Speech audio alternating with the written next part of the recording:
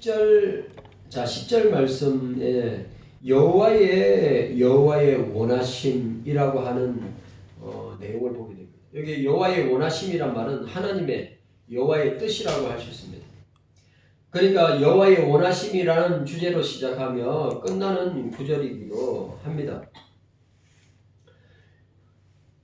여호와께서 종의 고난을 통해 아버지의 뜻을 실현시키고 있음을 우리에게 보여주고 있습니다.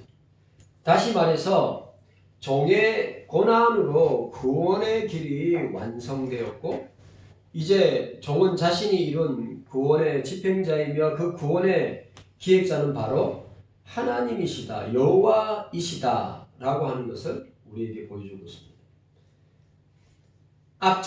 우리 앞절에서 언급된 것 같이 부당하고 비극적인 일이 어떻게 일어날 수 있을까? 그런데 이사야는 그렇게 생각하지 않습니다. 하나님이 그렇게 되기를 원하셨고 그것은 우연이 아니라 그분의 뜻이다, 하나님의 뜻이다 라고 하는 것을 이사야는 말하고 있는 것입니다.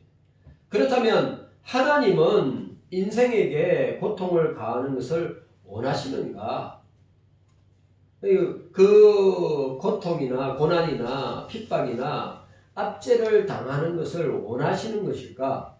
그렇지 않다고 하는 것이죠. 왜? 하나님은 그 고난을 통해서 그 고통과 또 환난을 통해서 그런 일들이 일어날 때는 분명히 목적이 있다고 하는 사실을 우리에게 보여주고 있습니다. 이 종의 오늘 이 고난의 종에게 닥친 끔찍한 이 고통이나 환난이나 핍박은 어떤 유익을 위한 것인가 라고 하는 것을 우리에게 보여주기도 합니다. 그것은 바로 택자들을 위한 석권 제물의 역할을 하고 있다는 것을 우리에게 보여주고 있습니다. 오늘 10절 말씀, 그러니까 오늘 10절 말씀 이 한 구절 안에 중요한 내용들이 많이 담겨 있음을 보게 됩니다. 그러면 이 10절과 11절은 10절과 11절은 52장 14절 15절 52장 14절 15절 52장 14절 15절 우리 함께 읽도록 하겠습니다.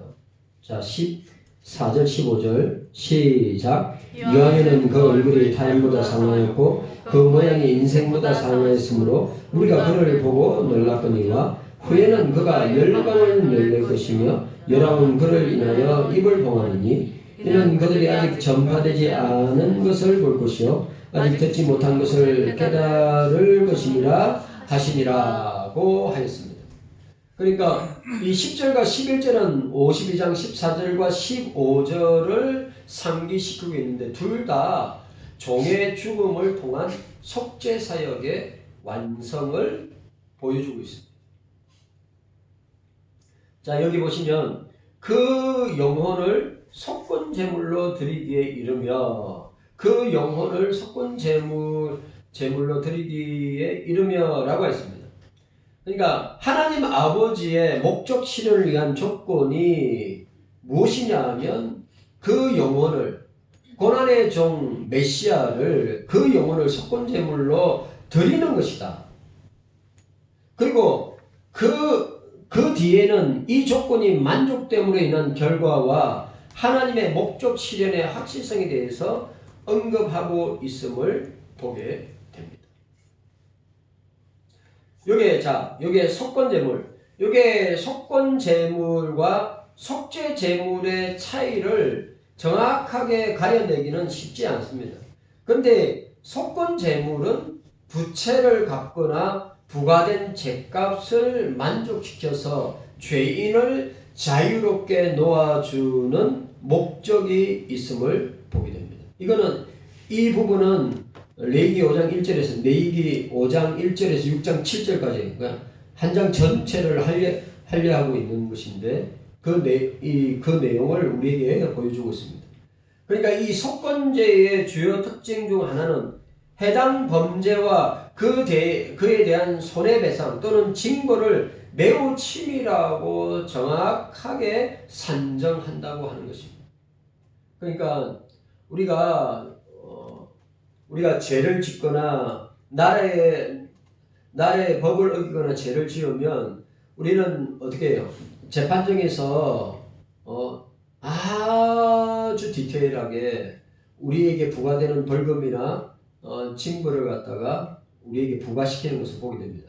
그러니까 대충 하는 것이 아니라 아주 세밀하게 정확하게 산정하여서 오늘 이 고난의 종에게 하나님 아버지가 속건 제물되게 하신 이유들을 우리가 보게 되는 것입니다. 자, 여기서 이 제사가 언급된 것은 종에 의해서 완료된 구속사역의 완벽함을 암시하기도 한다. 그러니까 이 사건은 여러분 750년 뒤에 일어날 일이지만 미리 예언을 통하여서 어떻게 해요? 고난의 종, 순환의 종, 메시아의 그 제사가 완전하고 완벽한 제사임을 보여주고 있습니다. 그리고 이 속건 제물을 통한 이 제사는 종에 의해 완료된 구속사역의 완벽함을, 구속사역이 완벽하고 완전함을 보여주고 있는 것을 보게 됩니다. 우리는 종의 비참한 죽음과 처참한 고난의 의미를 우리 속건 제물 되시는 메시아를 통해서, 고난의 종을 통해서 우리는 보게 되는 것입니다. 그의 죽음은 그의 생명의 피를 쏟아 부음으로써 속죄제를 위해 계획되고 하나님의 공의의 요구를 만족시키기 위한 희생이었다. 자, 오늘 보세요. 오늘 이 고난의 종이 속건 제물로 죽임을 당하는 것은 두 가지입니다. 첫 번째는 저와 여러분들의 죄의 문제를 해결할 수 있는 유일한 방법을 보여주고 있고, 또 한 가지는 하나님의 공의를 만족시킬 수 있는 유일한 방법임을 우리에게 보여주고 있습니다. 여러분 지금 기억하세요. 저와 여러분들의 죄의 문제는 어느 누구도 해결할 수 없습니다. 저와 여러분들의 죄의 문제는 오직 오늘 이 이사야적인 표현으로 보면 고난의 종의 속건 제물 되심. 그리고 이 속건 제물이 어떻게 신약 시대에 어떻게 나누는 게 십자가에 살찌고 피 흘려 죽으심의 모습으로 나타나는 거죠. 그래 왜 이렇게 하셨는가? 다른 건 없습니다. 저와 여러분들의 죄 문제를 해결할 수 있는 유일무이한 방법이기 때문에 오늘 이사야도 고난의 종 메시아를 통해서만이 우리들의 이 속건제가 뭐랬죠? 속건제가 뭐랬습니까? 부채를 갚거나 부과된 죄값을 만족시켜서 죄인을 자유롭게 놓아주는 목적이 속건제물이랬죠. 근데 그 속건제물의 핵심이 뭐였죠? 그 속건제물 대신 고난의 종 메시아가 우리 죄 때문에 그렇게 제물이 되셨다. 그리고 하나가 뭐예요? 그 어떤 사람을 만족시키거나 세상을 만족시키거나 또 뭡니까 유광수의 다락방처럼 사탄 배상설 사탄에게 우리가 지은 죄를 갖다가 예수 그리스도께서 하나님 앞에서 죄값을 치르고 하나님의 공의를 만족시킨 것이 아니라 사탄에게 그 죄값을 묻고 사탄을 만족시키기 위한 것이다. 사탄 배상설. 말도 안 되는 소리죠. 있을 수 없는 거죠. 오로지 우리의 죄값을 치름으로 누구에게? 하나님 아버지의 공의를 완벽하게 만족시킬 수 있도록 하신 사건이라는 거죠. 만약에 하나님의 공의를 만족시킬 수 없다면 저와 여러분들은 어떻게 될까요? 저와 여러분들은 그 죄값으로 멸망당하는 길밖에 없습니다. 이 사건이 여러분 이 사건이 얼마나 중요한 사건인지 보여주고 있는 것입니다. 자, 우리가 생각해야 됩니다. 고난의 종 메시아의 죽음은 즉 그의 생명의 피를 쏟아 부음은 속죄를 위해 계획되고 속죄 그러니까 저와 여러분들의 죄값을 위하여 계획되고 하나님의 공의의 요구를 만족시키기 위한 희생이었다. 종의 죽음이 희생제물이었다면 종의 죽음이 희생제물이었다는 말은 그 종이 제사장의 일을 수행하셨다는 말이기도 하다. 종은 다른 제사장과는 달리 기꺼이 자신을 희생제물로 바쳤음을 보여주고 있는 겁니다. 따라서 모세의 율법의 제사들과는 근본적으로 다른 것이 그러니까 모세의 율법에 나타나는 제사들과는 근본적으로 다른 것인데 이것은 유일무이한 제사로서 다른 제사의 원형이며 실체이다. 그러니까 예수님의 속건 제물 되심은 다른 제사들의 그러니까 샘플이 되는 거예요. 그러니까 여러분 우리가 레위기에 나오는 제사 제도는 전부 다 뭐에 대한 모형이고 샘플입니까? 고난의 종에 대한 고난의 종 메시아에 대한 죽음에 대한 샘플을 보여주는 거예요. 레위기에 나타나는 모든 제사들은 누구에게 초점을 맞춥니까? 속죄에 대한 것. 저와 여러분들의 죄 문제에 대한 속죄에 대한 속죄 사역과 함께 뭐예요? 하나님의 공의를 만족시키는 희생이었음을 보여주고 있습니다. 그러니까 하나님의 공의가 만족되지 않으면 여러분 하나님의 공의가 만족되지 않으면 우리가 하나님 앞에 설 수 있는가? 절대 설 수 없습니다. 그리스도의 속죄가 있어서 그 속죄의 공로로 말미암아 우리의 죄가 그리스도의 피로 그리스도의 의로 덧입혀져서 가리워져서 우리가 하나님 아버지 앞에 나아갈 때 우리의 나옴을 받아주시고 왜냐하면 예수 그리스도가 하나님이 요구하시는 공의를 만족시키기 때문에 완벽하게 만족시키기 때문에 우리는 예수 그리스도의 이름에 덧입고 나아갈 때 우리의 나옴을 받아주심을 우리는 보게 됩니다. 자, 유일무이한 제사로서 다른 제사의 원형이며 실체임을 보여주고 있습니다. 히브리서 9장 26절에 이제 자기를 단번에 제사로 드려 죄를 없게 하시려고 세상 끝에 나타나셨느니라 고 하였습니다. 그리고 오늘 히브리 원문에 보니까 드리기에 이 말은 드리다라는 말인데 이 드리기에라는 동사의 주어가 명확히 언급되지 않는데 여기에는 여러 가지 견해가 있습니다. 견해가 있는데 그 견해의 여러 가지 견해 중에 첫 번째가 그 영혼을 주어로 보는 경우 그러니까 고난의 종을 주어로 보는 경우가 있어요. 두 번째는 하나님 아버지를 주어로 보는 견해입니다.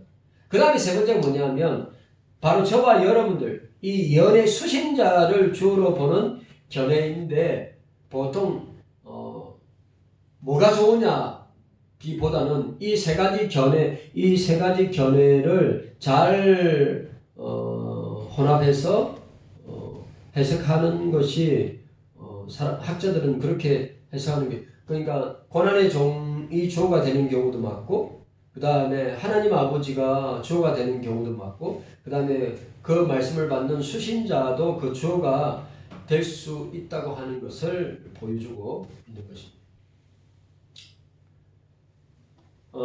그러니까 무슨 말이냐면 히브리 원문상에 이 드리다고 할 때 그 드림이 그의 하나님 아버지의 아들 고난의 종 메시아가 자신을 드린 것, 그리고 하나님 아버지가 주로서 우리에게 나타나는 것, 그 다음에 저와 여러분들이 그 수신자들이 주로서 나타나고 있다고 하는 견해를 통하여서 고난의 종 예수 그리스도가 메시아가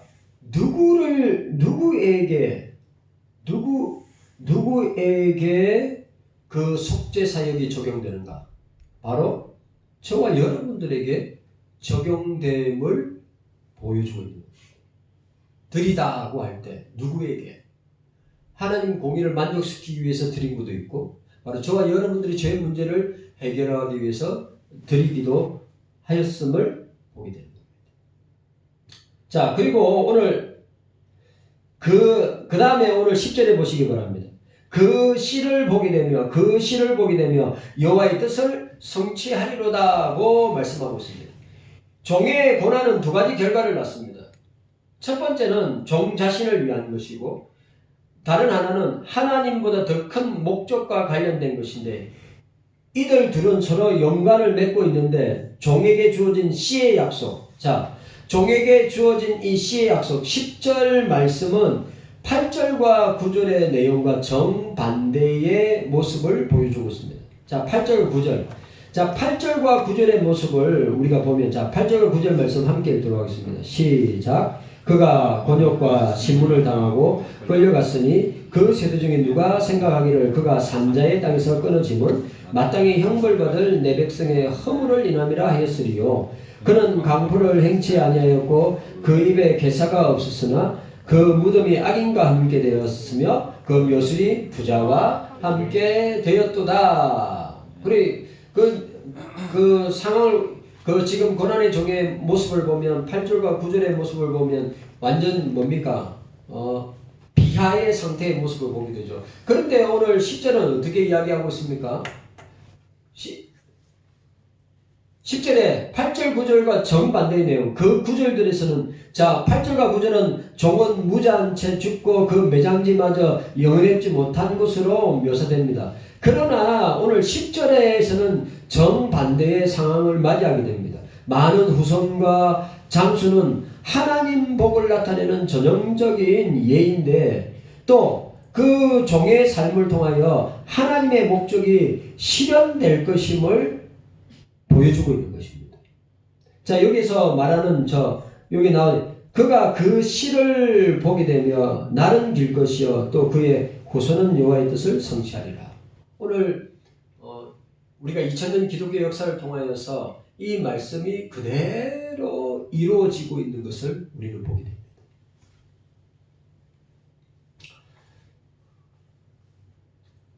이런 복된 결과를 위해 언약 백성이 해야 할 일은 한 가지입니다.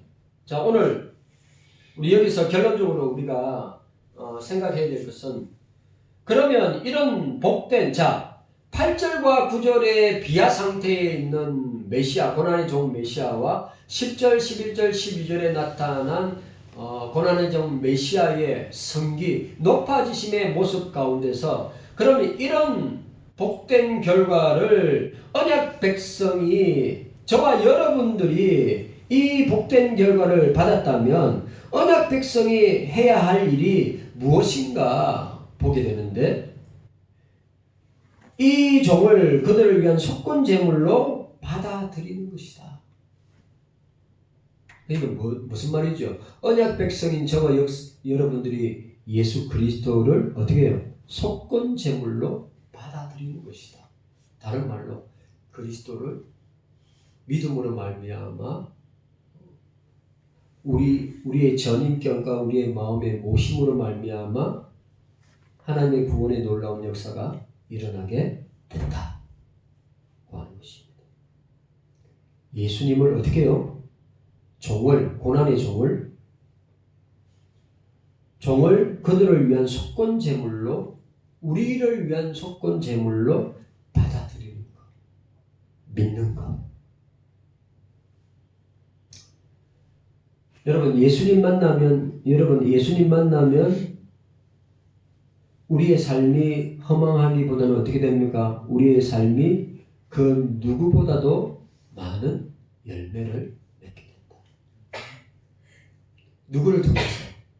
예수 그리스도를 통해서. 여러분 기억해야 됩니다. 예수님 만나지 못하면 허망한 삶을 살다가 망하게 되는 것입니다. 예수님을 만나야 합니다. 예수님을 만나야 반드시 그 삶에 열매가 맺게 되는 것입니다.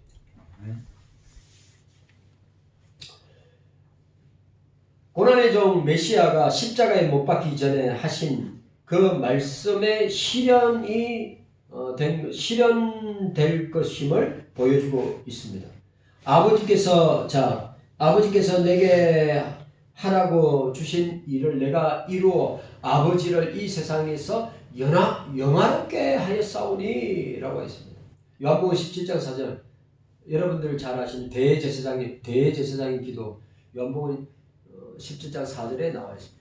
자, 오늘 우리가 10절 말씀을 읽으면서 53장 이것이 바로 이 53장의 핵심 주제인데 이것이 뭐냐?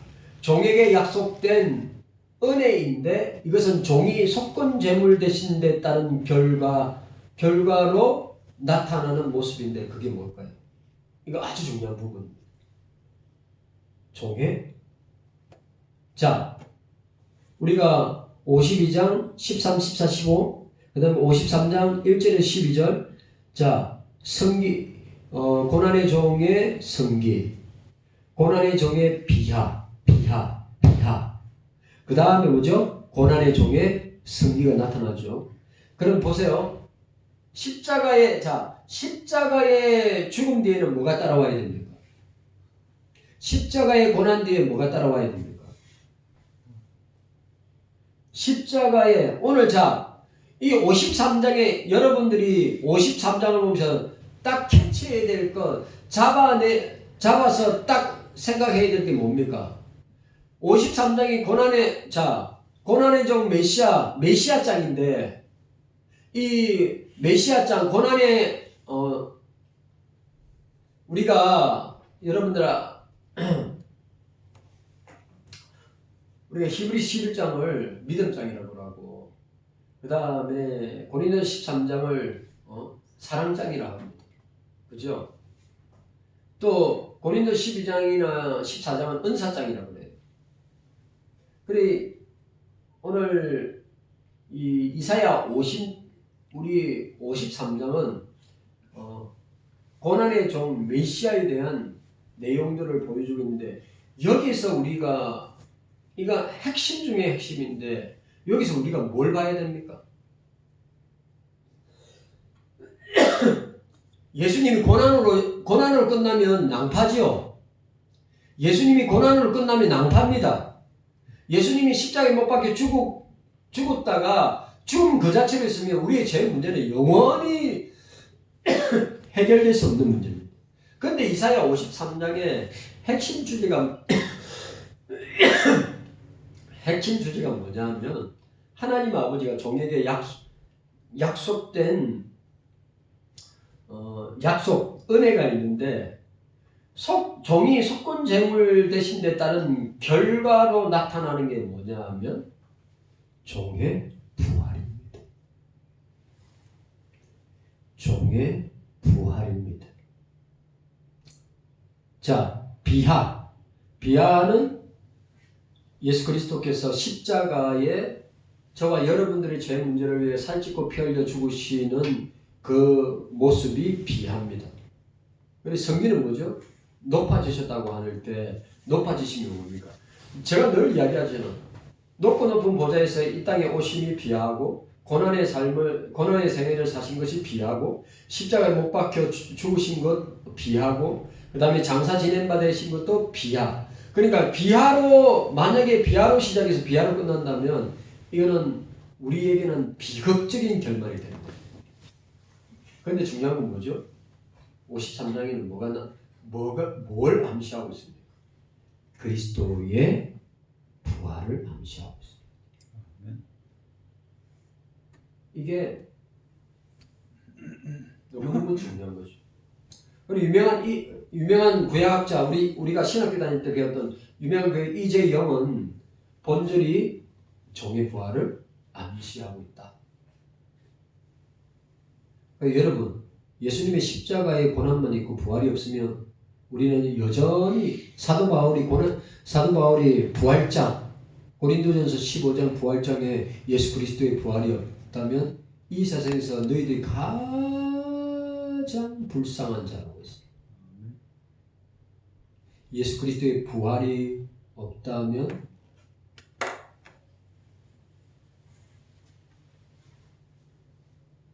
우리도 역시 부활이 없는 것입니다.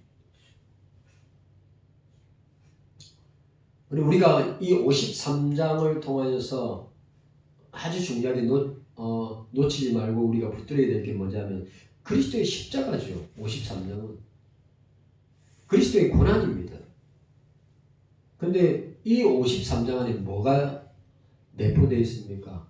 그리스도의 승기, 그리스도의 높아지심, 그리스도의 부활을 우리에게 보여주고 있다는 거예요. 여러분 제가 또 이야기합니다. 예수님의 십자가만 있다면 우리는 여전히 예수님의 십자가 사건은 죽으시기만 하고 부활이 없다면 우리는 여전히 죄 가운데 있고 멸망당할 것입니다. 그런데 예수님께서 십자가에 죽으시고 부활하심으로 사망 권세를 이기시고 부활하심으로 우리 부활의 첫 열매가 되셨다. 아멘.